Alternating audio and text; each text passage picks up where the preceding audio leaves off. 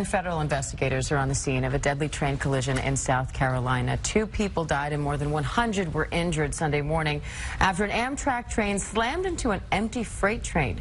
Investigators say the Miami-bound train may have been on the wrong track. Reporter Tim Pulliam has more. At least 6 people remain in the hospital after this deadly Amtrak train crash.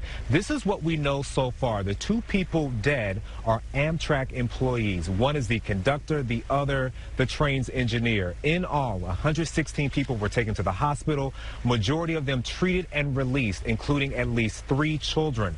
The train was traveling from New York headed to Miami. Around 2:30 in the morning, the train veered off the main track and slammed into a freight train parked on a side track. We remember being thrown out of our seats onto the floor with a lot of metal coming down around us.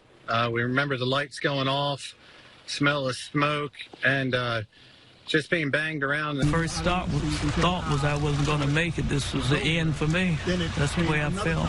Now, the NTSB says the key to this investigation is figuring out why a switch on the railroad diverted the train off the main track.